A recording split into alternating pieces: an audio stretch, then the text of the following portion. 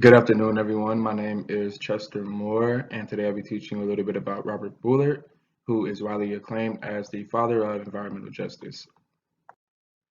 Just to give you a little bit of background information about Robert Bullard, he was born December 21st, 1946 in Elba, Alabama.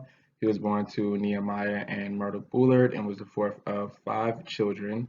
He gained his bachelor's in government at Alabama A&M in 1964.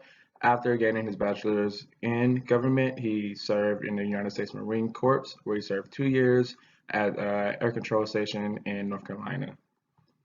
After serving in the military, he actually continued to pursue higher education. He earned his Master's of Arts in Sociology at Atlanta University in 1972 and went on to earn his PhD in Sociology at Iowa State University in 1976.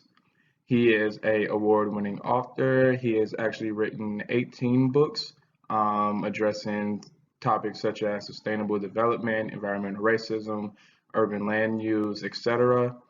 And a book that's very well known from him is Dumping in Dixie, which was written in 1990, and it has widely been regarded as the first to fully articulate the concept of environmental justice. This is just some of his experience in academia. He has been a professor at many different universities across the United States, and currently he works at Texas Southern University, where he has been since 2011. He has served as both the Dean of Robert Jordan Mickey Leland School of Public Affairs, and is now the Distinguished Professor of Urban Planning and Environmental Policy at TSU. All right. And as I told you at the beginning of the presentation, he is known as the father of environmental justice. So just to give you a little bit of background, the EPA defines environmental justice as the fair treatment and meaningful involvement of all people, regardless of race, color, national origin, or income, with respect to the development, implementation, and enforcement of environmental laws, regulations, and policies.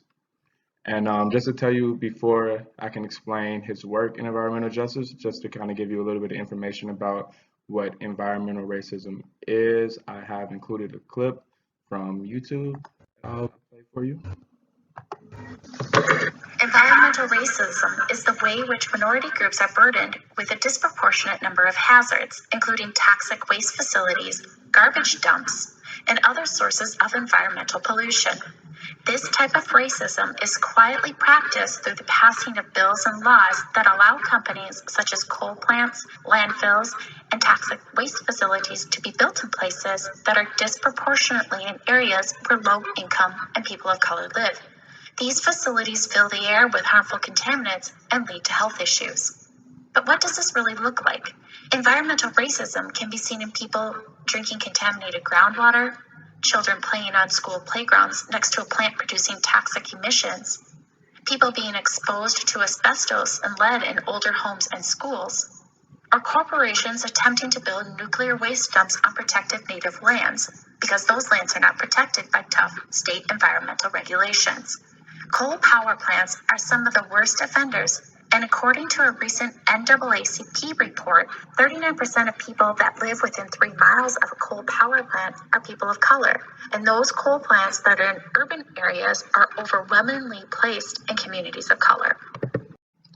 All right, so now that you know a little bit more about what is classified as environmental racism, just to tell you a little bit about how Robert Bullard actually got his start into his journey into environmental justice.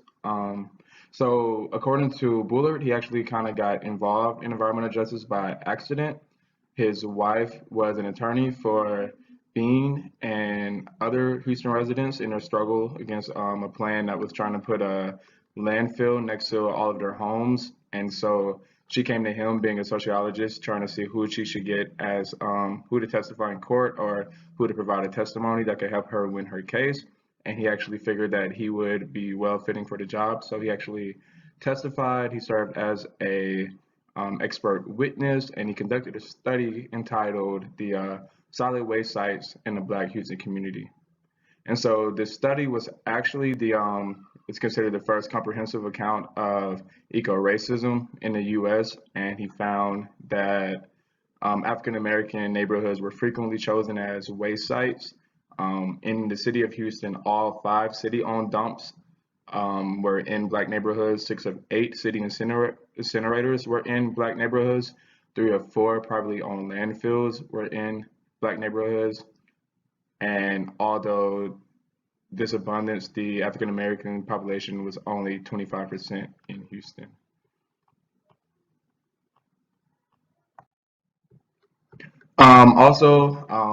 In a previous slide, there was a YouTube link for an interview of Robert Bullard, and some of the things he just observed as far as environmental discrimination, like some personal examples, are a Morton Elementary School in New Orleans, which was built on top of a landfill, causing problems with the water.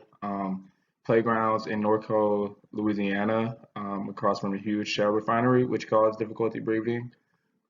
Schools and playgrounds in South Camden, New Jersey, were located are located on a waterfront where there's a lot of different industry going on, which caused a lot of different respiratory problems, and 2/3 of the children actually did end up having asthma.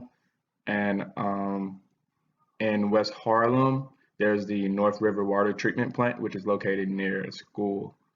Also in Dickson County, Tennessee, there was a big case where in Dickson County, the Black population is less than 4%, but they found that a landfill was sited right in the middle of a poor Black community. And he found that this was hard to be a coincidence with such a small Black population. And the dump was later a candidate for a Superfund status, but authorities told them the water was okay to drink at one time. All right, and as far as advocacy, Dr. Robert Bullard has done a lot of different activism in trying to reach environmental justice.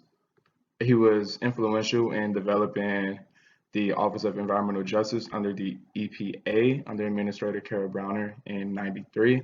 And so basically him and other environmental leaders, they were writing letters to the Secretary of U.S. Department of Health and Human Services, as well as the head of the EPA. And they were just trying to plan meetings and talk about different pressing matters that they felt were pivotal at the time. And so this actually did end up in them being able to develop this organization. In addition, he also was influential in the First National People of Color Leadership Summit in 1991. Out of this summit, they developed 17 principles of environmental justice, and this leadership summit was actually so large that it included groups from Canada, Puerto Rico, as well as Mexico. Also, under the Clinton administration, President Clinton passed the Environmental Justice Executive Order in 1994. And also, there was a case where his testimony was key in the people winning the Citizens Against Nuclear Trash versus Louisiana Energy Services. Basically, they were trying to place a large plant in the African American community, and through his testimony, they were able to disband that. All right.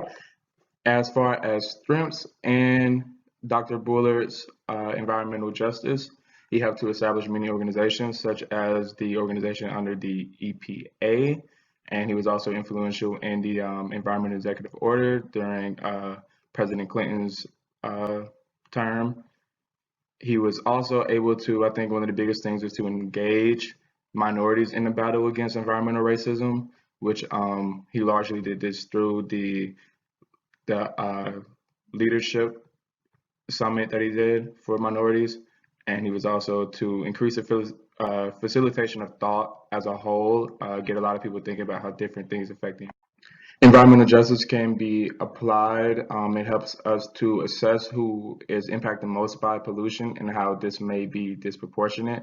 And also during events such as natural disasters or even climate change, it can help us to assess who is getting the shorter end of the stick. And Dr. Bullard actually did a lot of research into Hurricane Katrina and Hurricane Harvey and how certain communities were affected disproportionate, and he was seeking to understand why this was.